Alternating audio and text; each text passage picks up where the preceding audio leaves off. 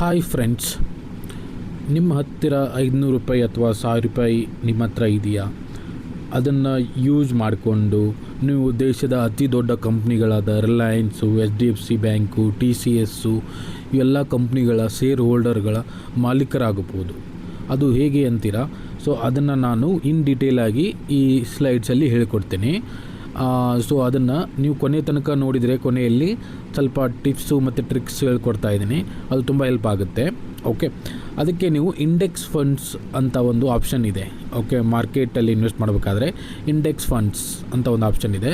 So ಅದ್ರ ಬಗ್ಗೆ ಇನ್ ಡೀಟೇಲಾಗಿ ಈ ಕೆಳಗಡೆ ಡಿಸ್ಕಸ್ ಮಾಡೋಣ. ಅದರಲ್ಲಿ ಹೇಗೆ ಇನ್ವೆಸ್ಟ್ ಮಾಡಬೇಕು, ಅದರಲ್ಲಿ ಇನ್ವೆಸ್ಟ್ ಮಾಡಿದರೆ ಏನನ್ನು ಪ್ರಾಫಿಟ್ ಆಗುತ್ತೆ, ಹೇಗೆ ನೀವು ಅಮೌಂಟ್ ಸೇವ್ ಮಾಡ್ಬೋದು, ಅದನ್ನು ಇನ್ ಡೀಟೇಲಾಗಿ ಕೆಳಗಡೆ ನಿಮಗೆ ಹೇಳ್ಕೊಡ್ತೀನಿ. ಓಕೆ, ಈಗ ನೋಡಿ, ನೀವು ಸ್ಲೈಡ್ 1ನಲ್ಲಿ ಓಕೆ, ನೀವು ಯಾವುದೇ ಸ್ಟಾಕ್ ಮಾರ್ಕೆಟಲ್ಲಿ ನೀವು ಇಲ್ಲದೆ ಕೇವಲ ಇಂಡೆಕ್ಸ್ ಫಂಡ್ ಮೂಲಕವೇ ಕೋಟ್ಯಾಧಿಪತಿ ಆಗಬಹುದು. ಓಕೆ, ಅದು ಸರಳವಾಗಿರುತ್ತೆ ಸ್ಟೆಪ್ಸು. ಓಕೆ, ಬಟ್ ನೀವು ಇದನ್ನು ಲಾಂಗ್ ಟರ್ಮಲ್ಲಿ ಮೇಂಟೈನ್ ಮಾಡಿದರೆ ಡೆಫಿನೆಟ್ಲಿ ಆಗಿ ನಿಮಗೆ ತುಂಬ ಚೆನ್ನಾಗಿ ಪ್ರಾಫಿಟ್ ಆಗುತ್ತೆ. ಓಕೆ, ಇಂಡೆಕ್ಸ್ ಫಂಡ್ ಅಂದ್ರೇನು, ಅದರಲ್ಲಿದ್ದ ಫುಲ್ ಡೀಟೇಲ್ಸನ್ನು ನಿಮಗೀಗ ನೋಡೋಣ ಕೆಳಗಡೆ. ಓಕೆ, ಈಗ ನೀವು ಒಂದು ಹಣ್ಣಿನ ಬುಟ್ಟಿ ಇದೆ ಅಂತ ತಿಳ್ಕೊಳ್ಳಿ. ಹಣ್ಣಿನ ಬುಟ್ಟಿಯಲ್ಲಿ ನೀವು ಓನ್ಲಿ ಸ್ವಲ್ಪ ಚೆಕ್ ಮಾಡಿ ಚಲೋ ಹಣ್ಣನ್ನು ತೊಗೊಳ್ಳೋ ಬದಲಿ ಆ ಫುಲ್ ಹಣ್ಣಿನ ಬುಟ್ಟಿಯನ್ನೇ ಸ್ವಲ್ಪ ಸೇರಾಗಿ ತೊಗೊಂಡ್ರೆ ನಿಮಗೆ ಅದರಲ್ಲಿರೋ ಚೆನ್ನಾಗಿರೋ ಹಣ್ಣುಗಳು ನಿಮ್ಮ ಸ್ವಲ್ಪ ಎಷ್ಟು ಸೇರ್ ಇರುತ್ತೆ ಅಷ್ಟು ಸೇರಲ್ಲಿ ನಿಮಗೆ ಹಣ್ಣು ಸಿಗುತ್ತೆ. ಓಕೆ, ಅದೇ ಥರ ಓಕೆ, ಜಗತ್ತಿನಲ್ಲಿ 1976 ಜಾನ್ ಬೋಗಲ್ ಅಂತ ಅವರು ಇಂಡೆಕ್ಸ್ ಫಂಡ್ಸನ್ನು ಸ್ಟಾರ್ಟ್ ಮಾಡಿದರು. Okay, first index fund trust. Okay, ಅವರು ಅದನ್ನು ಈಗ ಕರೆಂಟಾಗಿ ವ್ಯಾನ್ಗಾರ್ಡ್ ಫಂಡ್ಸಲ್ಲಿ ಮ್ಯಾನೇಜ್ ಮಾಡ್ತಾ ಇದ್ದಾರೆ. ಓಕೆ, 1986ರಲ್ಲಿ ಸ್ಟಾರ್ಟ್ ಆಗಿದ್ದು. ಓಕೆ, ಈಗ ಇದು ಇಂಡೆಕ್ಸ್ ಫಂಡ್ ಅಂದರೆ ಇದು ಒಂಥರ ಪ್ಯಾಸಿವ್ ಫಂಡ್ ಇದ್ದ ಥರ. ಓಕೆ, ಇದರಲ್ಲಿ ನೋ ಮ್ಯಾನೇಜ್ಮೆಂಟು ಅಥವಾ ಆ ಥರ ಮ್ಯಾನೇಜ್ ಫಂಡ್ಸ್ ರಿಕ್ವೈರ್ಡು ಆ ಥರ ಇದರಲ್ಲಿ ಏನೂ ಇರಲ್ಲ. ಓಕೆ, ಇದು ಒಂಥರ no fee, like maximum fees, like active index fund, like active mutual funds ಬೇರೆ, ದಿ ಇಂಡೆಕ್ಸ್ ಫಂಡ್ಸು ಡಿಫ್ರೆನ್ಸ್ ಬೇರೆ. ಓಕೆ, ಆ್ಯಕ್ಟಿವ್ ಮ್ಯೂಚುವಲ್ ಫಂಡ್ಸಲ್ಲಿ ಫಂಡ್ ಮ್ಯಾನೇಜರ್ ಇರ್ತಾರೆ. ಅವರು ಆ ಫಂಡು ಯಾವಾಗ ಕೆಳಗೆ ಹೋಗ್ತಾ ಇರುತ್ತೆ, ಯಾವ ಮೇಲೆ ಹೋಗ್ತಾ ಇರುತ್ತೆ, ಅದನ್ನೆಲ್ಲ ಥಿಂಕ್ ಮಾಡಿ ಫಂಡ್ ಮಾರ್ತಾ ಇರ್ತಾರೆ. ಯಾವ ಸ್ಟಾಕ್ ಕಮ್ಮಿ ಆಗ್ತಾಯಿದೆ ಅದನ್ನೆಲ್ಲ, ಅದಕ್ಕೆ ಅವರು ಸ್ವಲ್ಪ ಅಮೌಂಟನ್ನು ನಿಮ್ಮ ಕಡೆಯಿಂದ ತೊಗೊತಾ ಇರ್ತಾರೆ. ಓಕೆ, ಬಟ್ ಇಂಡೆಕ್ಸ್ ಫಂಡು ಆ ಥರ ಅಲ್ಲ. ಇದು ನಮ್ಮ ಇಂಡಿಯಾದ ಟಾಪ್ 50 ಕಂಪ್ನಿಗಳ ಸೇಮ್ ಕಾಪಿ ಪೇಸ್ಟು. ಅಂದರೆ ಟಾಪ್ 50 ಕಂಪ್ನಿಗಳು ಹೇಗೆ ನಿಫ್ಟಿ 50ಯಲ್ಲಿರುತ್ತೆ, ಅದೆಷ್ಟು ಪರ್ಸೆಂಟೇಜ್ ಇರುತ್ತೆ ಅಷ್ಟೇ ಪರ್ಸೆಂಟೇಜ್ ನೀವು ಇಂಡೆಕ್ಸ್ ಫಂಡಲ್ಲಿ ಬೈ ಮಾಡ್ಬೋದು. ಓಕೆ, ಅವು ಯಾವ್ಯಾವ ಫಂಡು ಪ್ರೊವೈಡ್ ಮಾಡ್ತಾ ಇದೆ ಅದನ್ನೆಲ್ಲ ಡೀಟೇಲಾಗಿ ಕೆಳಗಡೆ ಹೇಳ್ತೀನಿ. ಓಕೆ, ಈಗ ನಿಮಗೆ ಅರ್ಥ ಆಗಿದೆ ಅಂತ ಹೇಳ್ತೀನಿ. 1976ರಲ್ಲಿ ಸ್ಟಾರ್ಟ್ ಆಯಿತು. ಓಕೆ, ಈಗ ನೋಡಿ, ನಾನು ಹೇಳಿದೆಲ್ಲ, ಅಥವಾ ಆ್ಯಕ್ಟಿವ್ ಇನ್ವೆಸ್ಟಿಂಗು, ಪ್ಯಾಸಿವ್ ಮತ್ತು ಇಂಡೆಕ್ಸು. ಓಕೆ, ನೀವು ಮಾರುಕಟ್ಟೆಯಲ್ಲಿ ಮೀರಿಸುವ ಪ್ರಯತ್ನ, ನೀವು ಸ್ಟಾಕ್ ಪಿಕ್ಕಿಂಗು, ಆ್ಯಕ್ಟಿವ್ ಇನ್ವೆಸ್ಟ್ಮೆಂಟ್ ಅಂದರೆ ಈಗ ಮ್ಯೂಚುವಲ್ ಫಂಡ್ಸ್ ಇರುತ್ತೆ, ಅವರು ಮ್ಯೂಚುವಲ್ ಫಂಡ್ ಮ್ಯಾನೇಜರ್ ಇರ್ತಾರೆ, ಅವರು ತುಂಬ R&D ಮಾಡಿ ಮತ್ತು ಮ್ಯೂಚುವಲ್ ಫಂಡ್ಸಲ್ಲಿ ತುಂಬ ವರ್ಕರ್ ಇರ್ತಾರೆ, ಅವರೆಲ್ಲ ಚೆಕ್ ಮಾಡ್ತಾ ಇರ್ತಾರೆ ಯಾವ ಫಂಡು ಯಾವ ವರ್ಕ್ ಆಗುತ್ತೆ ಪ್ರಾಪರಲ್ಲಿ ಅವೆಲ್ಲ. ಸೊ ಅವರು ಅದಕ್ಕೋಸ್ಕರ ಸ್ವಲ್ಪ ಅಮೌಂಟನ್ನು ಫೀಯಾಗಿ ತೊಗೊತಾ ಇರ್ತಾರೆ. ಓಕೆ, ಬಟ್ ಇಂಡೆಕ್ಸ್ ಫಂಡಲ್ಲಿ ಇದು direct market as it is ಇರುತ್ತೆ, ಅದೇ ಥರ ಇಂಡೆಕ್ಸ್ ಫಂಡ್ ಇರುತ್ತೆ. ಇದರಲ್ಲಿ ಏನು ಫಂಡ್ ಮ್ಯಾನೇಜರು ಅಥವಾ ಆ ಥರ ಏನಿರಲ್ಲ. ಓಕೆ, ಮತ್ತು ಆ್ಯಕ್ಟಿವ್ ಇನ್ವೆಸ್ಟ್ಮೆಂಟ್ ಅಂದರೆ ಈಗ ಮ್ಯೂಚುವಲ್ ಫಂಡ್ಸ್ ಇರುತ್ತೆ, ಅದು active mutual funds.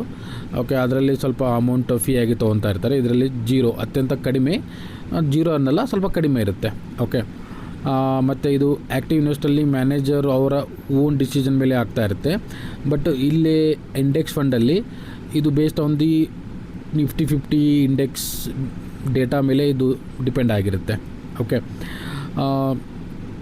I think ನೀವು ನೋಡ್ತಾ ಇರ್ತೀರ ಡಿಸ್ಕಷನ್ನು ಮತ್ತು ಅಲ್ಲಿ ಇಂಡೆಕ್ಸ್ ಫಂಡು ಇದು ಆ್ಯಕ್ಟಿವ್ ಮ್ಯೂಚುವಲ್ ಫಂಡ್ಸನ್ನು ಆಲ್ಮೋಸ್ಟ್ ಬೀಟ್ ಮಾಡ್ತಾ ಇರುತ್ತೆ.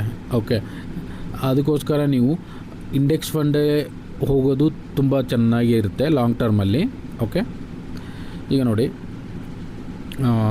ಇಂಡೆಕ್ಸ್ ಫಂಡು ಹೇಗೆ ವರ್ಕ್ ಮಾಡುತ್ತಂದರೆ, ಓಕೆ, ಆಗ ನಿಫ್ಟಿ 50 ಅಂತ ನಿಫ್ಟಿ 50 ಇದರಲ್ಲಿ ಟಾಪ್ 50 ಕಂಪ್ನಿಗಳಿರುತ್ತೆ ಇಂಡಿಯಾದಲ್ಲಿ. ಓಕೆ, ಅದರ ಆಧಾರದ ಮೇಲೆ ಇದು index fund same as it ರೇಷಿಯೋದಲ್ಲಿ ಇನ್ವೆಸ್ಟ್ ಮಾಡ್ತಾ ಇರ್ತಾರೆ. ಓಕೆ, ಇದು ಅದೇ mirror of index like Nifty 50. Okay, ಇದರಲ್ಲಿ ಯಾವುದೇ ಫಂಡ್ ಮ್ಯಾನೇಜರ್ ಇರಲ್ಲ, ಮತ್ತು ಆ ಥರ ಅವರು ಅದು based on the index fund ratio ಮೇಲೆ ವರ್ಕ್ ಆಗ್ತಿರುತ್ತೆ.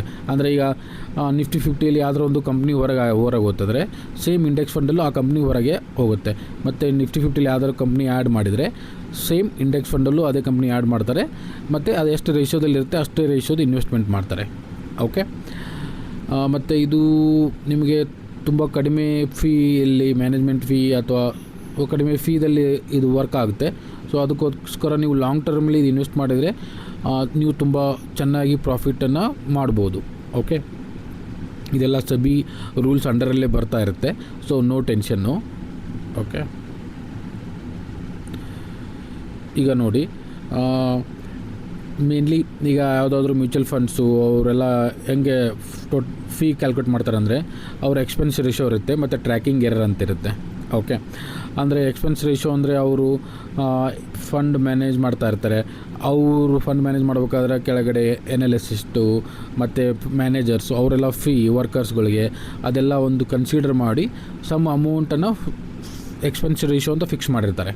ಓಕೆ, ಮತ್ತು ಟ್ರ್ಯಾಕಿಂಗ್ ಎರರು ಮೀನ್ಸ್ ಫಂಡು ಮತ್ತು ಇಂಡೆಕ್ಸ್ ಪ್ರಾಫಿಟ್ ನಡುವೆ ಸ್ವಲ್ಪ ಡಿಫ್ರೆನ್ಸ್ ಇರುತ್ತೆ. ಸೊ ಅದನ್ನು ನೀವು ಈಚ್ ಆ್ಯಂಡ್ ಎವ್ರಿ ಫಂಡ್ ಅಲ್ಲಿ ಚೆಕ್ ಮಾಡಿ ಟ್ರ್ಯಾಕಿಂಗ್ ಎರರು ಯಾವುದು ಟ್ರ್ಯಾಕಿಂಗ್ ಎರರು ಅಥವಾ ಎಕ್ಸ್ಪೆನ್ಸ್ ರೇಷಿಯೋ ನೋಡಿ ನೀವು ಆ ಫಂಡಲ್ಲಿ ಇನ್ವೆಸ್ಟ್ ಮಾಡೋಕ್ಕಾಗುತ್ತೆ. ಓಕೆ, ಈಗ ನೆಕ್ಸ್ಟ್ ಸ್ಲೈಡಲ್ಲಿ ಡೈರೆಕ್ಟು ಮತ್ತು ರೆಗ್ಯುಲರು. ಓಕೆ, ಇದರಲ್ಲಿ ಇಂಡೆಕ್ಸ್ ಫಂಡಲ್ಲಿ ಡೈರೆಕ್ಟು ಮತ್ತು ರೆಗ್ಯುಲರ್ ಅಂತ ಎರಡು ಟೈಪ್ ಇರುತ್ತೆ. ಓಕೆ, ಈಗ ನೀವು ರೆಗ್ಯುಲರ್ ಫಂಡ್ ಅಂತಂದರೆ ಮತ್ತು ಒನ್ಸ್ ಅಗೇನು ಇದು ಬ್ರೋಕರು ಮತ್ತು ಏಜೆಂಟುಗಳು ನೀವು ಮುಖಾಂತರ ನೀವು ಇನ್ವೆಸ್ಟ್ ಮಾಡ್ತಾ ಇರ್ತೀರ ಮ್ಯೂಚುವಲ್ ಫಂಡ್ಸಲ್ಲಿ ಇದು ಇಂಡೆಕ್ಸ್ ಫಂಡಲ್ಲಿ. ಸೊ ಮತ್ತು ಅವ್ರಿಗೆ ಕಮಿಷನ್ ಹೋಗ್ತಾ ಇರುತ್ತೆ. ಓಕೆ, ಅದಕ್ಕೋಸ್ಕರ ನೀವು ರೆಗ್ಯುಲರು ಫಂಡ್ಗಿಂತ ಡೈರೆಕ್ಟ್ ಫಂಡ್ ಇನ್ವೆಸ್ಟ್ ಮಾಡಿದರೆ ಇದು ನೀವು ಯಾವುದು ಜೀರೋ ಕಮಿಷನ್ನು ಮೀನ್ಸ್ ಯಾವುದು ಏಜೆಂಟ್ಗಳಲ್ಲಿ ಬ್ರೋಕರ್ಲಿ ಅವ್ರ ಥರ ಇನ್ವೆಸ್ಟ್ ಆಗ್ತಾ ಇರಲ್ಲ. ಇದು ಡೈರೆಕ್ಟಾಗಿ ಮ್ಯೂಚುವಲ್ ಫಂಡ್ ಕಂಪ್ನಿಗಳಿಂದ ನೇರ ಹೂಡಿಕೆ ಆಗ್ತಾ ಇರುತ್ತೆ. ಓಕೆ, ಇದು ನಿಮಗೆ ಲಾಂಗ್ ಟರ್ಮಲ್ಲಿ ನಿಮಗೆ ತುಂಬ ಚೆನ್ನಾಗಿ ಪ್ರಾಫಿಟ್ ಆಗುತ್ತೆ. ಸೊ ಅದಕ್ಕೋಸ್ಕರ ನೀವು ಇಂಡೆಕ್ಸ್ ಫಂಡಲ್ಲಿ ಇನ್ವೆಸ್ಟ್ ಮಾಡಬೇಕಾದ್ರೆ ಡೈರೆಕ್ಟ್ ಇಂಡೆಕ್ಸ್ ಫಂಡಲ್ಲಿ ಮಾತ್ರ ಇನ್ವೆಸ್ಟ್ ಮಾಡಿ, not regular index funds. Okay, ಇದೊಂದು tips. Okay,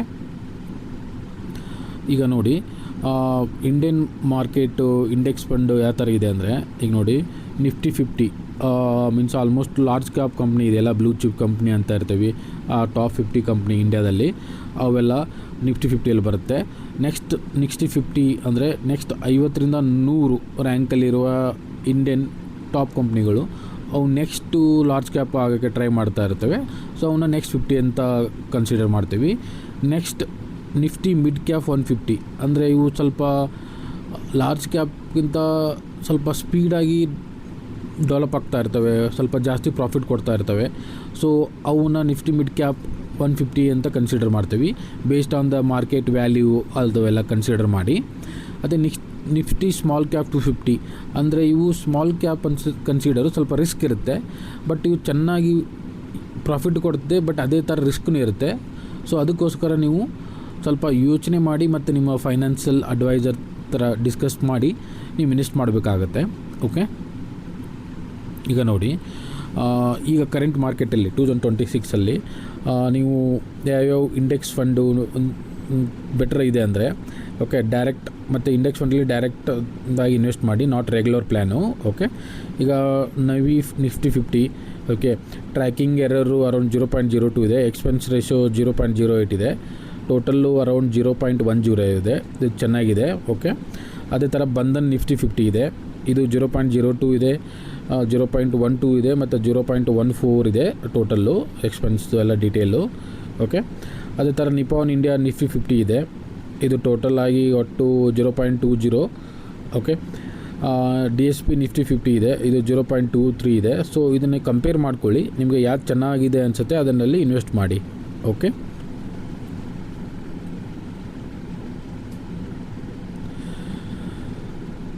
okay index fund prawns ಮತ್ತು ಅದರ ಒಳ್ತು ಮತ್ತು ಕೆಡಕು ಡಿಸ್ಕಸ್ ಮಾಡಬೇಕಾದ್ರೆ ಇಂಡೆಕ್ಸ್ ಫಂಡು ಸಕ್ರಿಯ ಫಂಡ್ಗಳಿಂದ ಅತ್ಯಂತ ಕಮ್ಮಿ ಓಕೆ, ಕಾಸ್ಟ್ ಕಮ್ಮಿ ಇರುತ್ತೆ ಮತ್ತು ಇದರಲ್ಲಿ ಡೈವರ್ಸಿಫಿಕೇಷನ್ ತುಂಬ ಚೆನ್ನಾಗಿರುತ್ತೆ.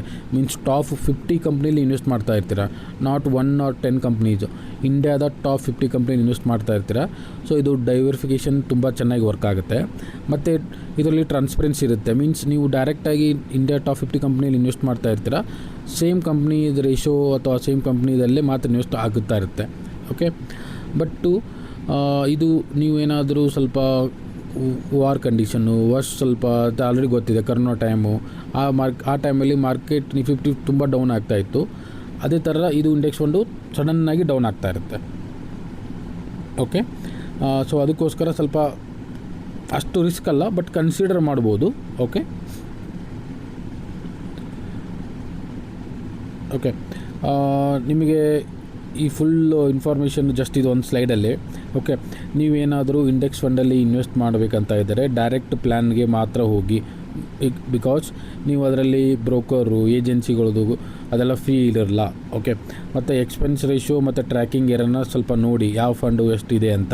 ಓಕೆ, ಮತ್ತು ಇದನ್ನು ಲಾಂಗ್ ಟರ್ಮಲ್ಲಿ ನೀವೇನಾದರೂ ಇನ್ವೆಸ್ಟ್ ಮಾಡಿದರೆ ಇಂಡೆಕ್ಸ್ ಫಂಡಲ್ಲಿ ಇದು ಆ್ಯಕ್ಟಿವ್ ಮ್ಯೂಚುವಲ್ ಫಂಡ್ಗಿಂತ ತುಂಬ ಚೆನ್ನಾಗಿ ಪ್ರಾಫಿಟ್ ಕೊಡುತ್ತೆ. ಓಕೆ, ಸೊ ಇದೆಲ್ಲ ಓವರಾಲ್ ಸಮರಿ. ಓಕೆ, ನೀವು ವಾರೆನ್ ಬಫೆಟ್ ಬಗ್ಗೆ ಕೇಳಿರ್ತೀರ. ಸೊ ಅವರು ಇದಕ್ಕೆ ಇಂಡೆಕ್ಸ್ ಫಂಡಲ್ಲೇ ಇನ್ವೆಸ್ಟ್ ಮಾಡಿ ಅಂತ ಸಜೆಸ್ಟ್ ಮಾಡ್ತಾ ಇರ್ತಾರೆ. ಸೊ ಅದಕ್ಕೋಸ್ಕರ ಇದು ತುಂಬ ಚೆನ್ನಾಗಿ ವರ್ಕ್ ಆಗುತ್ತೆ. ಓಕೆ, ಸೊ ಈ ಇನ್ಫಾರ್ಮೇಷನ್ ನಿಮಗೆ ಹೆಲ್ಪ್ ಆಗಿದೆ ಅಂತ ಅಂದ್ಕೊತಾ ಇದ್ದೀನಿ.